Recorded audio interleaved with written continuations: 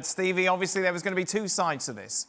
If Aston Villa won, it would be same old Arsenal. If Arsenal won, it would be, oh, hello, this is a big statement. How big is it? I think it just tells us all that they're going to be competing for the Premier League. To go to a team that was in the top four last year and who have retooled a little bit and who are expecting to do even better, they weren't overly exciting to watch until the first goal. But they were in total charge of the game. Really? I mean, it's no surprise that that's the way Unai Emery wants to do it against the big teams. He sits back and tries to smother them and not give them a lot. And he didn't actually give them a lot. But once that first goal went in, this Arsenal team changed. You know, everyone was sharper. They were more aggressive in the final third. But there's all kinds of ways to win a game away from home to a top four team. And they did it two ways. They did it with patience until they got that first goal, and then he showed us what they're all about. What does this tell us about Arsenal, Frank?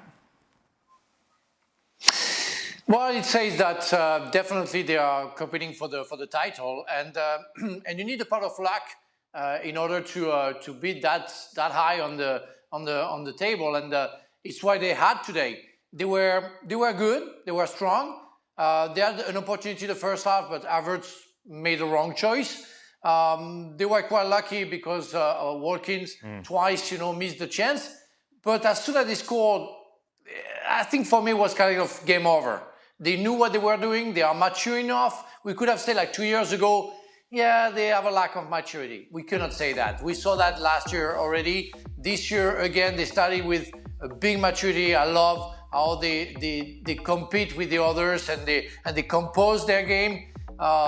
Yeah, again, you can say whatever you want, saying that they were lucky, but it's part of the game, and they did whatever they needed to do to win that game. And overall, I'm with Stevie. I think they managed to dominate the game, so therefore I think they deserve the win. I don't know why I'm coming to you for this question. Which was the worst that Ollie Watkins missed, Ali?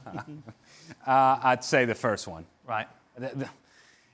There's a lot to shoot at. There's a lot of space. You made a comment while we were watching. He couldn't even take a touch, but there was no need to take a touch. That's the insight that I bring. I'm just saying. There's not even a need to take a touch. This is a pass into the goal. Right is nowhere to be found. All you have to do is find the back of the net, and it's a different story. The second one, I give him a pass because it's all happening very quickly. Right. And he has to react very quickly, and it's a diving header, and sometimes those are difficult to control. Regardless, both of them should have been in the back of the net, but the first one is a more egregious miss. What changes then, Stevie? Psychologically, does it change for the players going on for the rest of the season now, knowing that you've beaten a team that beat you twice last season? Absolutely, yeah. They'll have gone into the dressing room after the game, or sitting in the bus, or they're playing, or whatever it is, and they'll be going, we did that comfortably today, really. Okay. They never worried. That's what you kind of take away from it a little bit. Absolutely. It's not a smash and grab. Arsenal right now expect to go to Villa and win. But the way they did it, they'll be sitting thinking, they never worried us, they never really pushed us. Yeah, there was a couple of opportunities that fell Villa's way, but in terms of the actual game, over 90 minutes, there's no question who the best side. So, absolutely, confident and certainly mentally, just keep going. It's stress-free, which then allows that confidence that Steve is talking about to grow and to build that sense of certainty.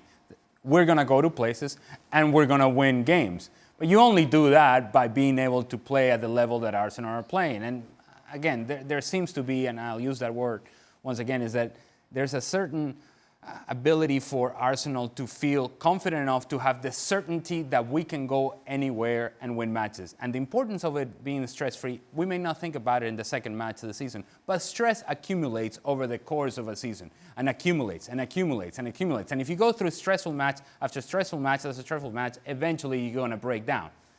The more games like this that seem comfortable enough for Arsenal, the better it's going to be for them at the end of the season. You agree, Frank?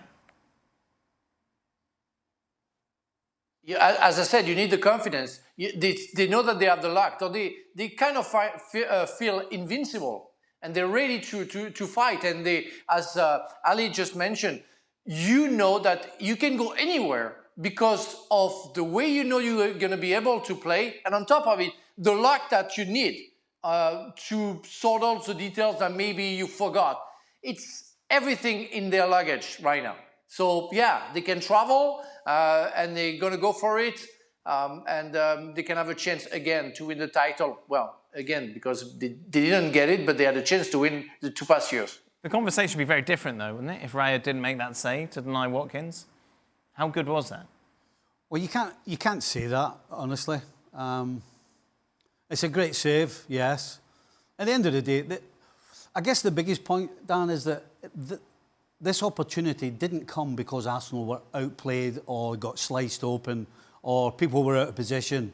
It was a deflected shot that ended up with a goalie in the back of the net and the ball coming off the crossbar, which is completely different to giving up opportunities to teams from being cut open. I mean, that is a world of difference in your brain and in the way you go about it. But as far as the save's concerned, I mean, you've got to give them 10 out of 10. You know, nobody expected that. I saw the ball go into Ollie Watkins' head. I'd already chalked it up as a goal.